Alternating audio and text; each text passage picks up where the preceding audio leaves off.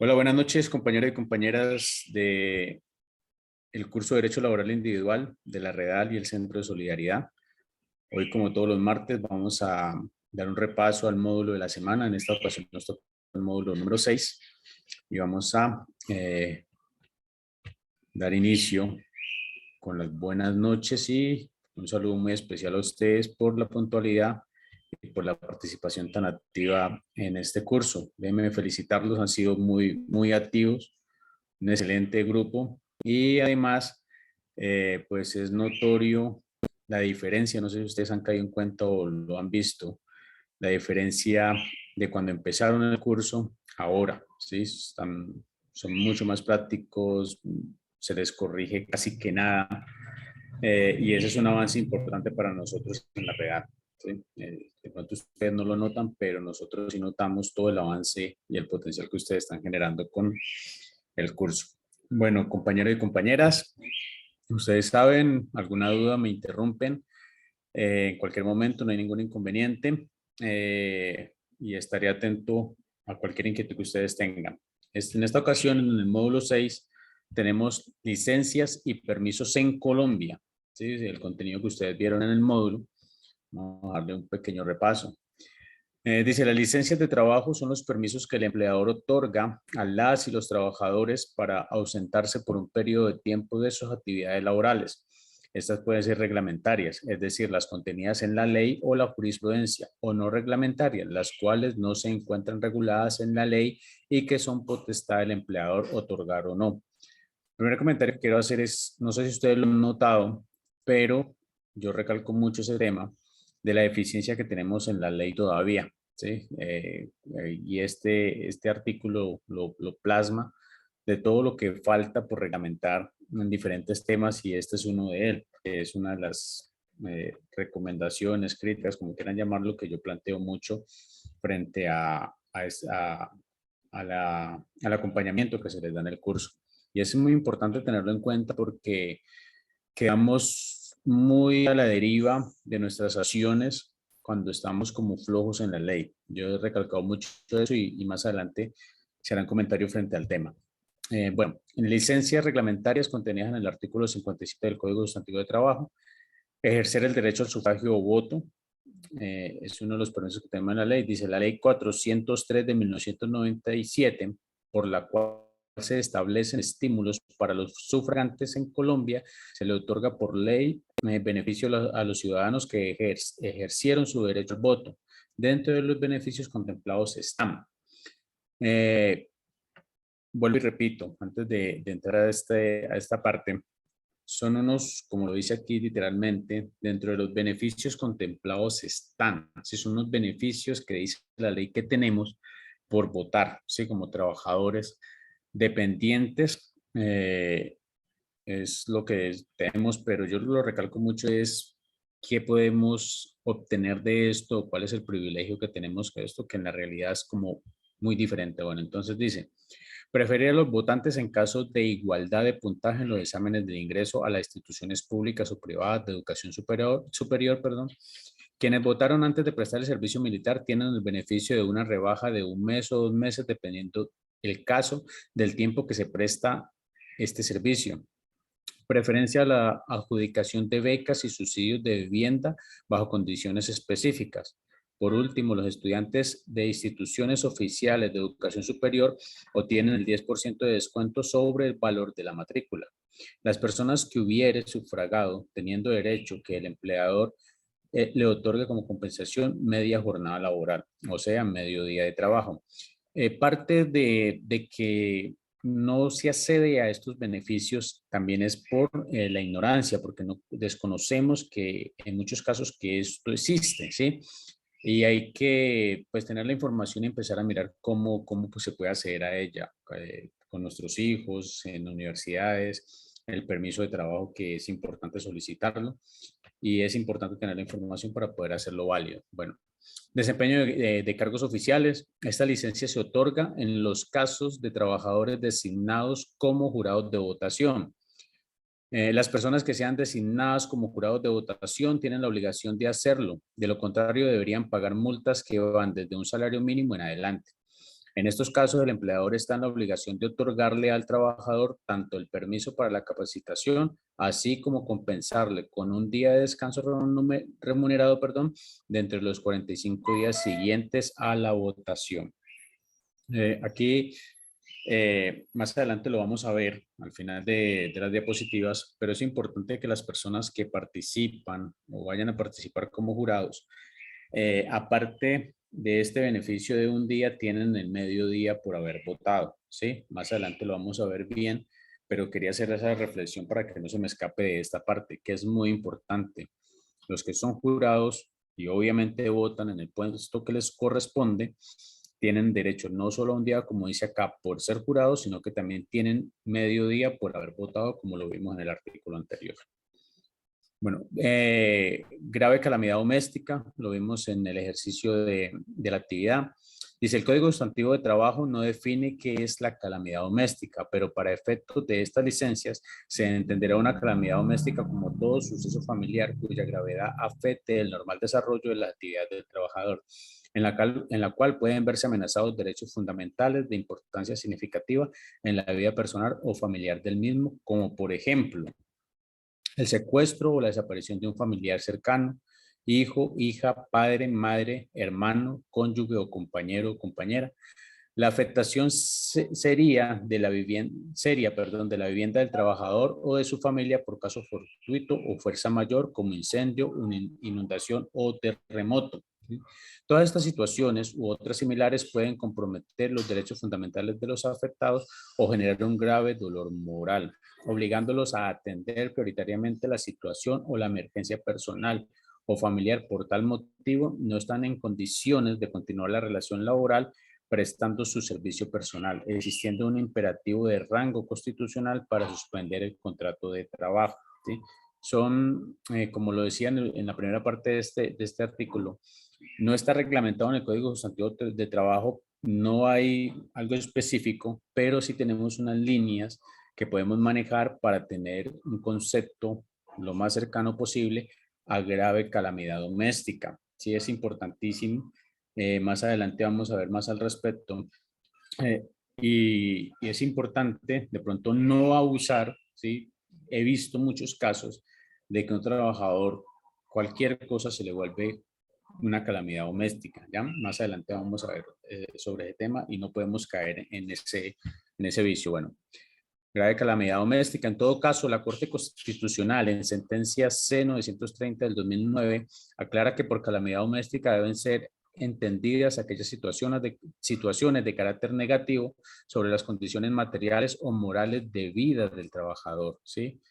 Condiciones materiales o morales, ¿sí? Para que tengan en cuenta.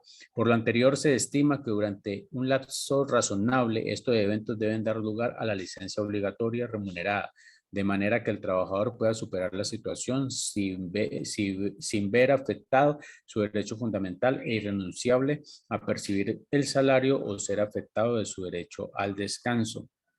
Recuerden, aquí como modo de recomendación, que materiales o morales, el tema de lo moral tiene que ver mucho con el tema de llegar a un estado de afectación tanto que pueda llegar al borde de la locura, ¿sí? En esquizofrenia o algo similar.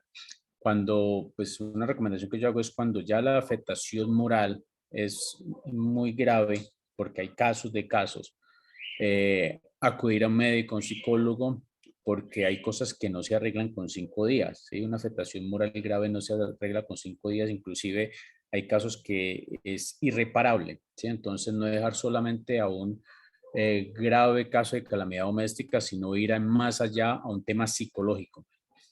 En casos extremos, aclaro. Bueno, teniendo en cuenta que cada caso es diferente, no se puede establecer un límite de tiempo a la que exija el empleador, que se exija al empleador que remunere la calamidad doméstica al trabajador. Se debe analizar y evaluar cada caso particular, aplicando el principio de razonabilidad y se acordará entre trabajador y empleador los días de licencia remuneradas que se otorgan según sea el caso. Es de aclarar que esta calamidad debe estar debidamente comprobada, ¿sí? Entonces, vuelvo y repito, tener como el tiempo lógico dentro de lo razonable, como lo dice el artículo, para la calamidad doméstica, pero cuando es una afectación exageradamente fuerte, tenemos que irnos a un carácter médico, ¿sí? Porque dentro de la razonabilidad, un empleador no se va a aguantar que usted tenga 15, 20 días de una afectación que en realidad en un caso muy extremo, incluso yo consideraría en un caso particular, en un caso extremo que puede llegar a ser más, pero entonces no dejarlo cuando ya la situación es exageradamente grave, no dejarlo a la grave calamidad doméstica, sino ya, vuelvo y repito, un tema psicológico o otro similar.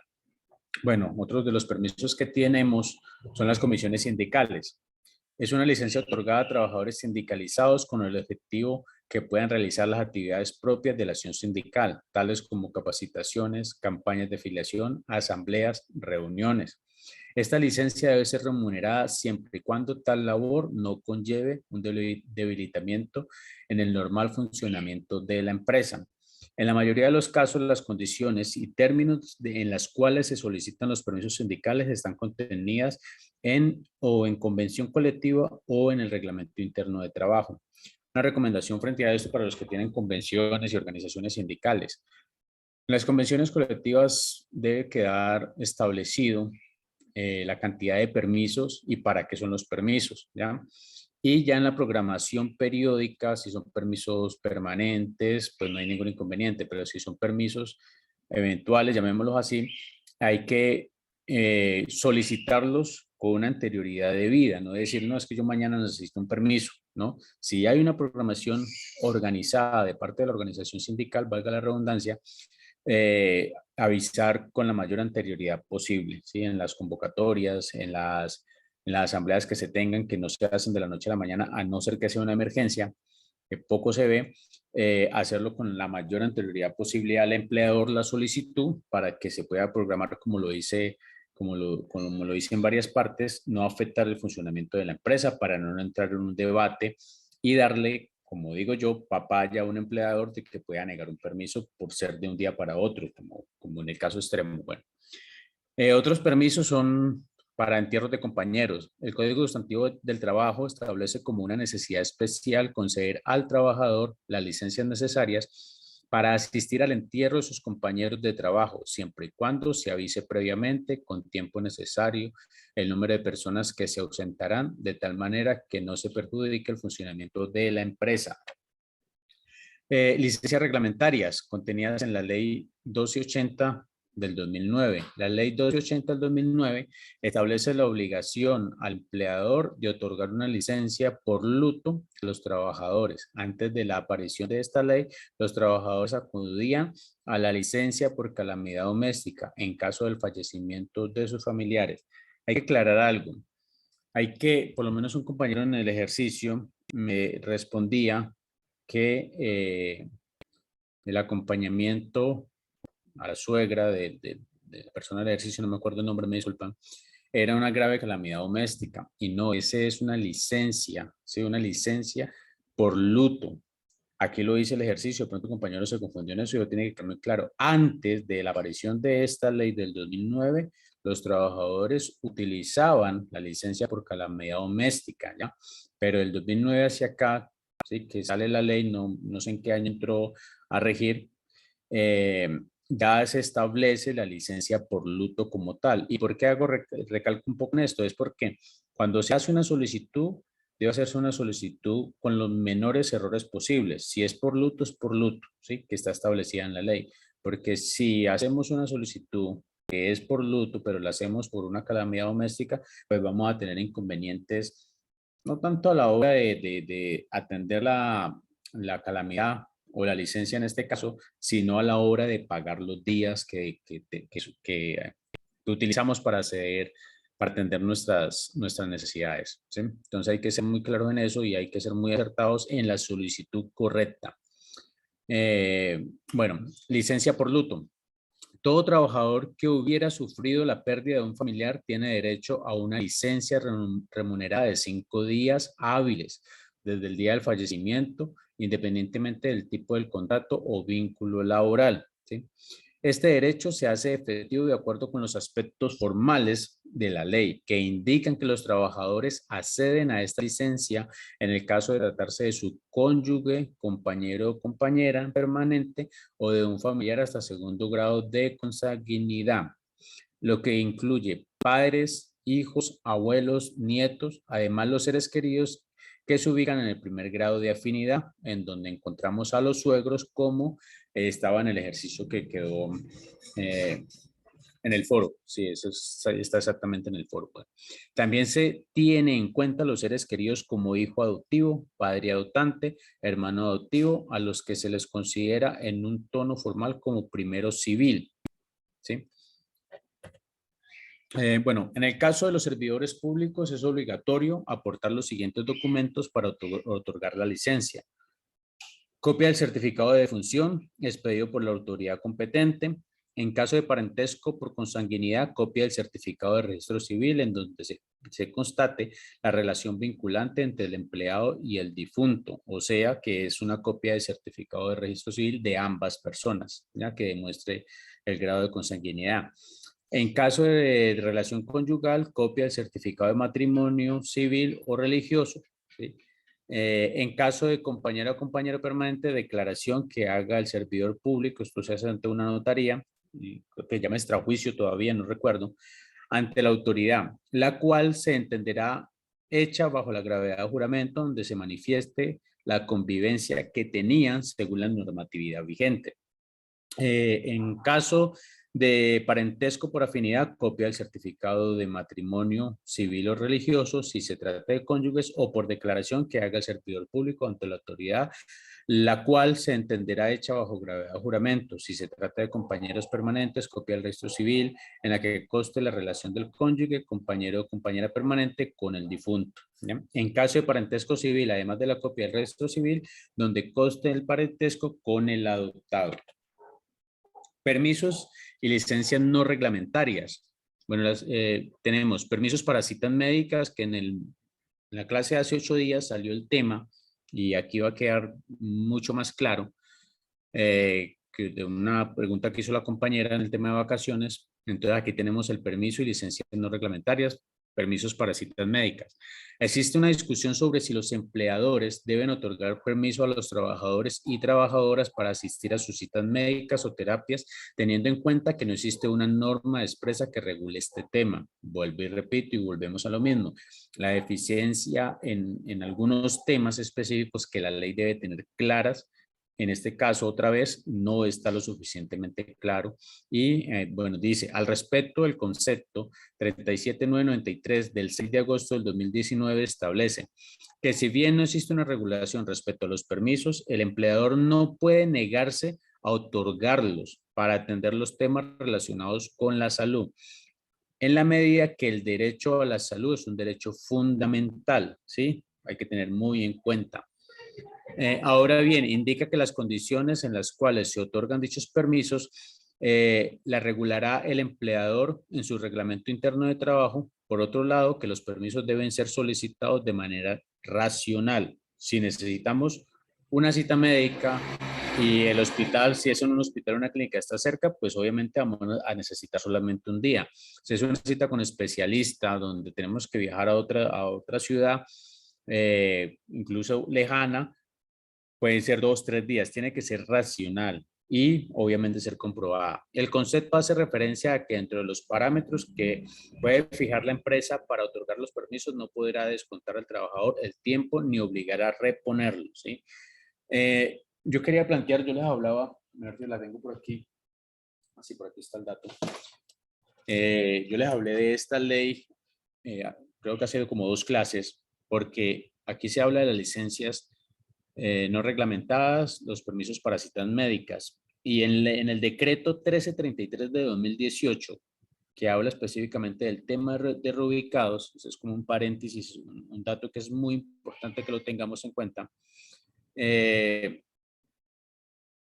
decreto, el 1333, habla de cómo puede hacer la EPS o la entidad de salud o la ARL o el empleador, lo voy a decir vulgarmente, deshacerse de un trabajador, ¿sí? Un ejemplo sencillo, si un trabajador no asiste a sus citas médicas, si un trabajador no reclama la droga, si un trabajador no asiste a un control, si un trabajador no asiste a un control o a una terapia. Esos son argumentos suficientes, y ojalá lean el 1333 de 2018, el decreto 1333, para despedir un trabajador. ¿Ya? Son argumentos suficientes para despedir un trabajador. Es mucho más amplio el decreto, es importantísimo tenerlo en cuenta. Y así como ese decreto castiga a los trabajadores enfermos, también tenemos derecho a que los permisos para citas médicas se nos otorgue el empleador, como lo dice este artículo. No está bien reglamentado en la ley, pero es muy importante que sí tenemos derecho dentro de lo racional, vuelvo y repito. Entonces, les recomiendo mucho ese decreto 1333 del 2018 para no dar papaya. Incluso habla en una parte, no me recuerdo textualmente, pero sí dice de que se le puede llegar a cobrar al trabajador, al enfermo, eh, plata por citas médicas perdidas, tratamientos que fallen por el no asistir a una cita, ¿sí? Entonces el tema es bastante delicado en contra del trabajador. Bueno, licencia no remunerada. Si un trabajador o trabajadora se encuentra frente a acontecimientos diferentes a los que hemos nombrado en el desarrollo del documento, el empleador no está obligado a otorgar permisos o licencias remuneradas. En estos casos, los trabajadores podrán hacer la solicitud al empleador exponiendo los motivos por los cuales necesita ausentarse del trabajo, autorizando al empleador para que realice el descuento de los días en que va a estar ausente. En este caso es importante tener en cuenta que debe haber voluntad del empleador para otorgar la licencia, ¿sí? Eh, voluntad del empleador, eso es un tema que no me quiero meter ahorita, pero la recomendación que yo sí puedo hacer es que tanto en la licencia no remunerada, ¿sí? Como en lo que vimos anteriormente que deben ser remuneradas, es tener los argumentos suficientes, hacer el procedimiento, en este caso solicitar esa licencia no remunerada bien argumentada, porque recuerden que si abandonamos nuestro puesto de trabajo por 3 días sin una razón justa, sin una excusa justa, nos da abandono de trabajo y cancelación del contrato. Entonces, si en los ejemplos que vimos anteriormente, donde se tienen todas las razones del mundo para hacerlo, no digo que en esta licencia no remunerada no se tengan, pero es argumentarlos y hacer el procedimiento correcto para, vuelvo y repito, no dar papaya. Bueno, preguntas frecuentes. Vamos rápido hoy. Bueno, una pregunta frecuente, si fui jurado de votación, lo que les decía ahora, de anexarle la parte que ya la vamos a leer. Bueno, si fui jurado de votación y además ejercí mi derecho al voto, puedo solicitar un día de descanso por haber prestado el servicio de jurado y medio día por haber sufragado. Bueno, ya les dije que sí, pero les voy a leer el concepto. Sí, el Consejo Nacional Electoral indica que se trata de dos aspectos diferentes. Primero, el descanso por la labor ejercida como jurado y el segundo, que deviene de reglamentación independiente que contempla un estímulo para todo ciudadano por el simple hecho de haber ejercido su derecho al voto. El empleador está en la obligación de otorgarle el día y medio que le corresponde en este caso, aclarando que el día de descanso se acordará previamente para que no se afecte la operación de la empresa. ¿Sí? Vimos anteriormente que debe ser o puede ser dentro de los 45 días siguientes al momento de que se ve como jurado. ¿Sí? ¿Quién paga la licencia por luto? Otra duda, una pregunta frecuente. La licencia por luto es una obligación que le corresponde asumir al empleador. A la EPS le corresponde la prestación de servicio de asesoría o apoyo psicológico al trabajador cuando éste lo solicite. Recuerden que les dije ahora, esa afectación psicológica, esa afectación moral puede llegar a un grado extremo y no podemos dejar pasar, ¿sí? Esas situaciones. Entonces, aquí podemos, y está claro, de que podemos solicitar a la EPS un apoyo psicológico para el trabajador, ¿sí? Por si se, vuelvo y repito, por si se llega a afectar de forma extrema eh, el, la calamidad o en este caso el tema del luto, ¿sí? Bueno, ¿cuántos días se deben otorgar de licencia por grave calamidad doméstica? Te lo hemos visto ahora, pero aquí nos... Listo. Ni la ley ni la jurisprudencia determinaron el número de días que se debe otorgar por una calamidad doméstica, quedando a voluntad del empleador.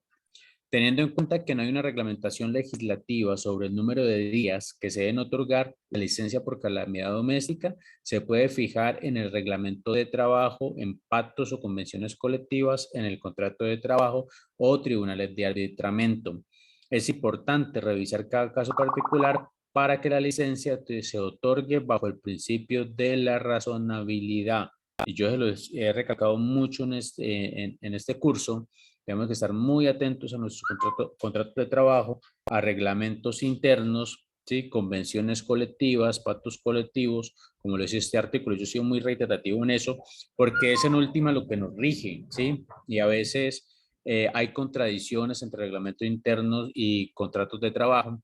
Y recuerden que si un contrato de trabajo o un reglamento interno en alguno de sus artículos nos viola un derecho, hay que denunciar ese artículo para que el reglamento o el contrato de trabajo sea un contrato de trabajo que nos proteja y no nos castigue o nos perjudique. Bueno, el empleador puede puede negarle, perdón, a un trabajador los permisos para asistir a citas médicas o terapias. La respuesta es: el empleador deberá establecer en su reglamento interno de trabajo, convención colectiva o pacto colectivo los requisitos para otorgar estos permisos, pero no puede negarse a otorgarlos. No puede negarse a otorgar los permisos para citas médicas o terapias. Recuerde muy bien eso. Pues para el empleador es una obligación procurar la buena salud de sus trabajadores. El otorgamiento de estos permisos debe tener un equilibrio entre las necesidades del trabajador y la empresa. ¿Sí? El equilibrio y la razonabilidad de que nos ha hablado todo el módulo. ¿Qué pasó? ¿Qué le pasó a esto?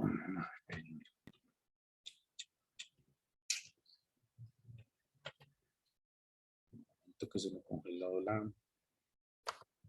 Un segundo, compañeros.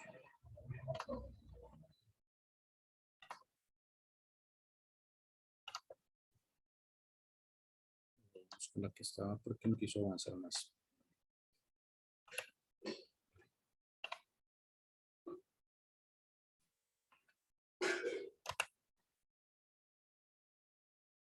Aquí estábamos. Bueno, aquí vamos. Eso. Bueno, ¿qué le pasó? No tengo idea. Bueno, ¿qué grado de parentesco familiar cubre la licencia por luto? Los grados de parentesco que dan lugar a que se conceda la licencia de luto a un trabajador son cónyuge, compañero o compañía permanente, familiares hasta segundo grado, padres, hijos, hermanos, abuelos o nietos, familiares hasta primer grado de afinidad, suegros o suegras, familiares en primer grado civil, padres adoptantes e hijo adoptivo. ¿Sí? ¿Quién tiene derecho a una ampliación de la licencia de los trabajadores que viven lejos del lugar donde fallece su familiar? Perdón. Tienen derecho a una ampliación de la licencia de los trabajadores que viven lejos del lugar donde fallece su familiar. Bueno, la disposición legal que consagra la licencia de luto no establece expresamente una ampliación frente a esta situación. Sin embargo, las partes de la relación laboral podrán acordar el manejo que le requieran dar a esta circunstancia específica en virtud a la autonomía y voluntad de las partes. Aquí es muy importante, donde tengamos la posibilidad de convención colectiva, que quede establecido en convención colectiva, ¿sí? Porque, bueno, no sé los casos por allá. No, yo creo que es en toda parte. Mucha gente migra hacia Bogotá, hacia principales ciudades de partes muy lejanas. En el caso nuestro, del sector de la caña de azúcar, tenemos gente de las selvas, que cuando les muere un familiar tienen que viajar hasta 4 o 5 días solamente para llegar al sitio, ¿sí? Entonces es muy importante, donde tengamos la posibilidad, ese tema, de acuerdo a las características de los trabajadores que tengamos afiliados, que sean parte de nuestra organización sindical, dejar establecidos esos puntos en convención colectiva para cuando se presente, que pues uno no quisiera que se pase, pero lo más natural que hay en la vida es la muerte.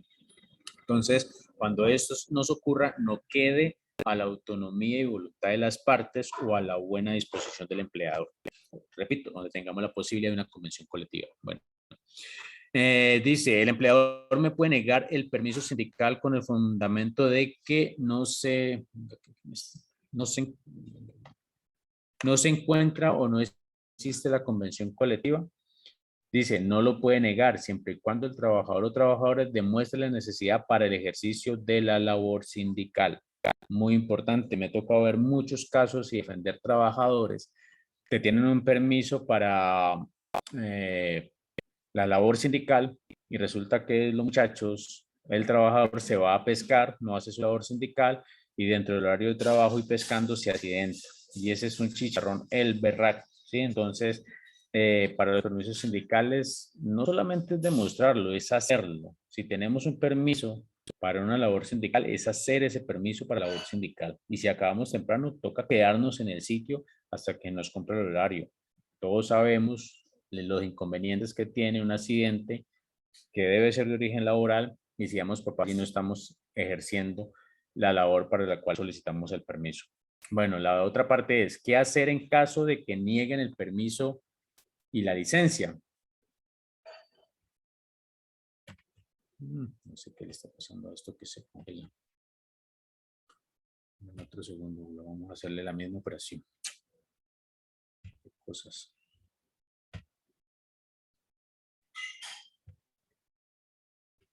Llegó el chavo, me da una pena, pero me la aguanto.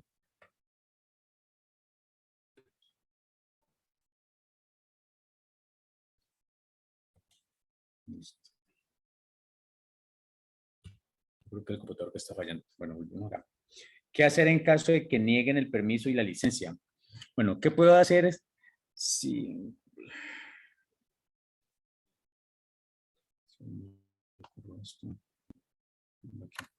¿Qué puedo hacer si me descuentan del salario los días de licencia por calamidad doméstica? Si su empleador le otorga un determinado número de días por concepto de grave calamidad doméstica y después le realiza el descuento de esos días, usted puede elevar un derecho de petición a la empresa solicitando el pago correspondiente. En ese derecho de petición, usted debe detallar la calamidad doméstica y la afectación que le implica no percibir el pago. Sí, hay que aclarar. Si el empleador le otorga un determinado número de días y después se los descuentan, ¿sí? ¿Por qué hago esta claridad? Porque lo que yo planteaba anteriormente, no es que nos tomemos los días y después avisamos, ¿sí? No, hay que avisar, hay que notificar, hacer la solicitud como corresponde y luego tomamos los días para que no vayamos a tener este inconveniente. Porque si avisamos luego, si justificamos luego, tenemos un inconveniente para que nos paguen. Por eso aquí es muy claro, si un empleador le otorga un determinado número de días y luego le descuenta, hay que hacer la reclamación. Obviamente, si se hace al contrario, también se hace la reclamación, pero es más difícil y es más complicado acceder a ese derecho cuando nosotros hacemos mal el procedimiento. Bueno, ¿qué puedo hacer si me niegan los permisos sindicales? Cuando le nieguen los permisos sindicales sin justificación alguna y de manera reiterada, usted podrá radicar una acción de tutela en contra de la empresa por violación a la libertad sindical, derecho de asociación. La negación de un permiso sindical se considera una conducta atentatoria contra la libertad sindical, ¿ya? Y aquí procede lo mismo que le he venido diciendo. Hay que hacer la solicitud correspondiente, ¿sí? De la mejor forma posible, con la mayor anterioridad posible, para no entrar en inconvenientes. Esas peleas en contra de la libertad sindical son muy complejas, son exageradamente complejas. Y si hacemos las cosas como estamos obligados como corresponde, no entraríamos en un conflicto de eso. Ya sé qué es lo que está pasando. Es cuando muevo el cuadrito que sí me detiene las diapositivas. Ya vi.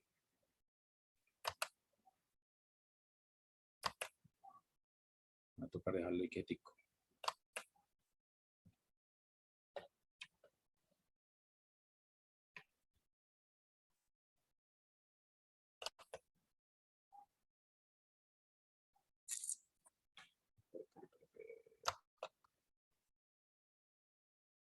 Ya pillé cómo es que es. Bueno, ¿Cómo le solicito la licencia por luto? Para solicitar la licencia por luto, una vez ocurrido el hecho, deberá informar a la empresa, de ser posible de manera escrita y atendiendo a las directrices del Reglamento Interno de Trabajo. La empresa le indicará que se podrá tomar los 5 días de licencia. Tenga en cuenta que deberá acreditar el hecho ante su empleador llevando copia del acta de función y demás documentos estipulados. Para realizar la acreditación tiene 30 días. Yo les recomiendo no se tomen los 30 días, hay que hacerlo lo más pronto posible. ¿Cómo puedo solicitar una licencia no remunerada? En el caso de las licencias no remuneradas, el empleador no está obligado a otorgarlas. Será potestad autónoma si la concede o no. En este caso, se podrá presentar una solicitud a manera de derecho de petición donde se expongan los motivos y el tiempo durante el cual se espera que se otorgue dicha licencia, ¿sí? Hacerlo por escrito con un derecho de petición y guardar la respuesta. Acuérdese que queda, como no está obligado el empleador a otorgarlas, queda potestad y a la buena voluntad del empleador. Bueno, compañeros y compañeras, este módulo fue relativamente rápido. Esa fue la presentación del módulo, pues ya la próxima semana veremos el módulo 7. Preguntas.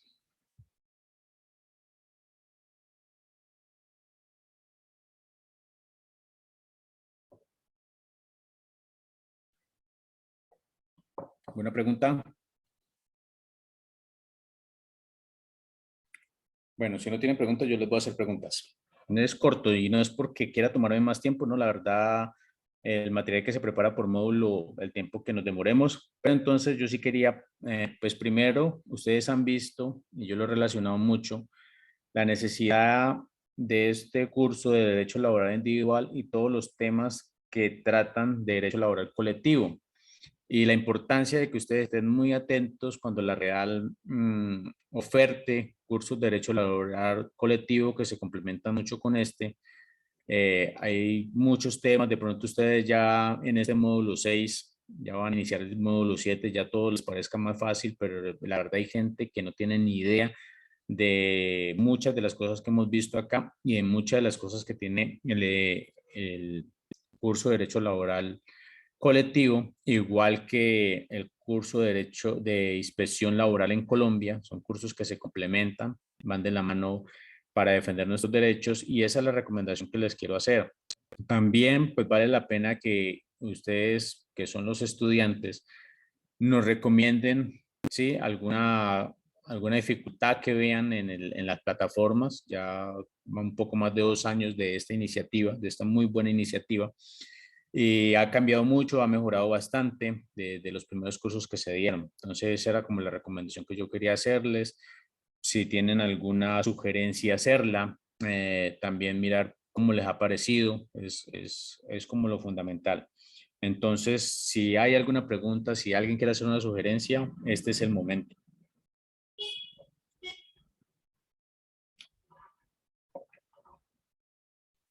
Pero sí están ahí, ¿cierto?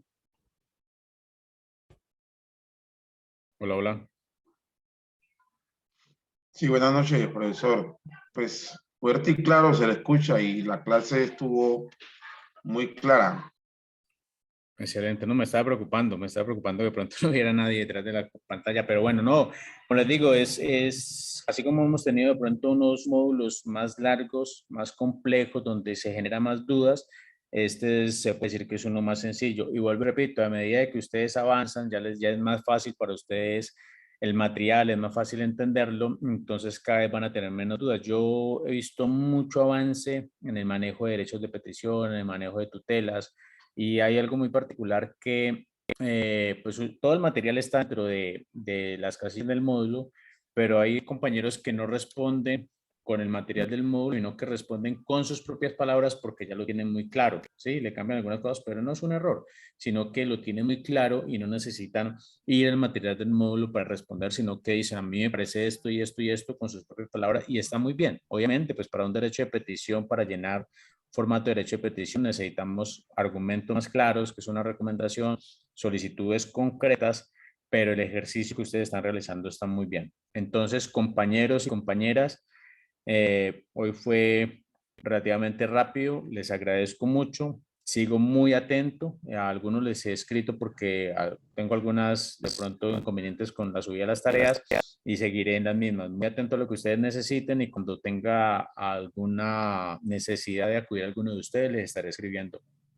¿Listo? Muchas gracias. A ustedes, compañera y Muchas gracias, compañeros.